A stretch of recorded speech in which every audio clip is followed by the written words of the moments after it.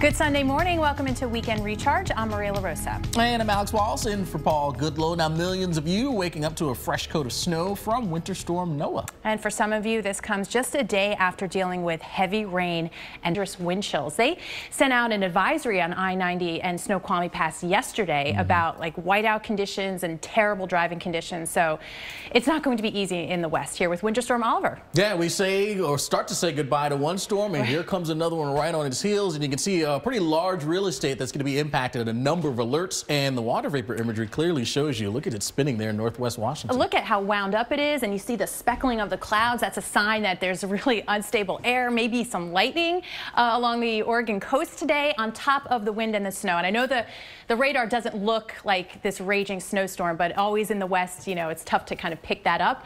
But look at how much snow they're going to pick up. It is definitely going to come down, particularly as you head east of Salt Lake City, getting into Wyoming, Montana. Montana has had a blockbuster winter. More to come here from this one. And how about that blockbuster cold? Some of the coldest air that parts of the west have seen this season. This system is going to be riding right along that battle zone of the really cold and to where we're talking about the record warmth in those cases. And that's where we'll find, of course, that accumulating snow. All right, so here's how it plays out. Heading on through tonight, you can see the snow showers extending out into the plains in the upper Midwest. Minneapolis, you'll be getting in on some of this snow continuing into tomorrow. Watch that pink area too, that strip of freezing rain. There'll be several hours of it, so we'll have to watch that very carefully. And then Monday night too. Notice places like Milwaukee, Madison, pretty much not in the snow part of it. Where it is in the snow, it'll add up to maybe a foot in places. Yeah, so more wintry weather to track. Everything with this winter storm. If there was anything lacking in Noah, they've got it with this one. It's the cold, it's the wind, and of course the heavy snow. So the watches, the warnings all up.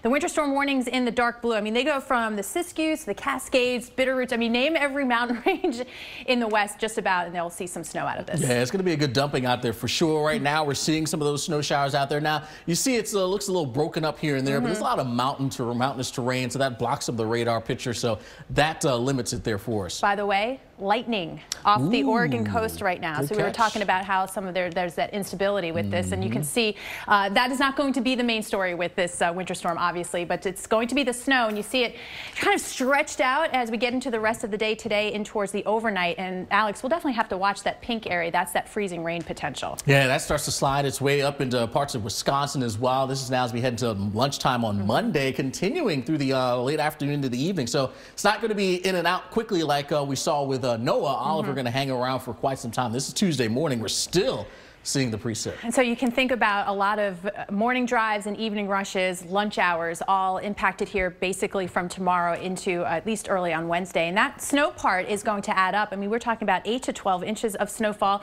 throughout most of South Dakota, in through northern Wisconsin and Minnesota. A lot of these places too with a snow drought this year. That's a good point. Absolutely. Now, Minneapolis for you looks like we're going to be in that 3 to close to 5 inch range around town. A little bit more though as you head towards the arrowhead of Minnesota. And you think about Lake Superior, not totally frozen. Duluth getting a little enhancement with that east wind. So you're looking at maybe 7+ inches of snowfall. Warmest February on record, and it has good company. Others making a run at it as well. Melbourne, we're there so far. Number 3, third warmest February on record. Miami, Fort Myers. You can see Tallahassee coming in at number 4. You know it's warm when Florida has been at least a few grumblings about how warm it has been and that they haven't had that much of a winter. So there you go. But look at this. Tomorrow, 87 Tampa, 85 in Fort Myers. A lot of kids on winter break. Families heading down here, make sure you're ready for it. I mean, we're approaching 90 here Tuesday. We're there in Fort Myers on Wednesday. 82 in Tallahassee. Driving down to Key West, you're into the low 80s. But the idea is this is the hot spot, literally, and well above average for a good stretch here. We don't see anything kind of hindering that at all. Look at Tampa's forecast. Average high this time of year, 73. Mid and upper 80s here the entire week. In fact, we've got a couple chances to get pretty close to 90 degrees. And you look at Tallahassee, similar story here. Average high this time of year is 68. Nowhere near that. In fact, 60s will be the low temperatures for most of this week. Wow. Well, racing fans rejoice. The first NASCAR race of the year is here with drivers gearing up for today's Daytona 500. And Stephanie Abrams looks at the role the weather plays on how fast these cars go. Oh, I was just saying that must be terrible in there. Ugh. Anyway, but we're, of course, keeping an eye on the weather as tens of thousands, if not hundreds of thousands of fans get ready to watch. 62 degrees out there right now and a light wind. Yeah, we do have mostly cloudy skies, but don't fret. The sun shall be out here for us as we get towards race time. I mean, really, Maria, perfect conditions. I'm guessing for not only drivers but spectators too. I mean, just remember the sunscreen, as you know, this is probably the best in a couple years that they've had this type of weather.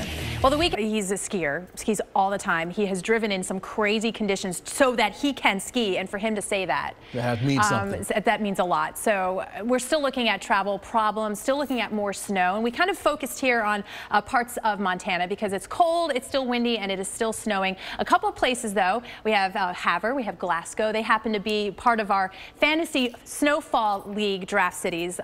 Alex and I are in a draft here at the Weather Channel. I know, nerd alert. Nerds. But my city, Havre, Montana, it's having quite the winter, where you're looking at here the top 5 snowiest seasons, and coming in, let's see, where do we go? Number 4, it's 72 inches. Not bad. Not bad.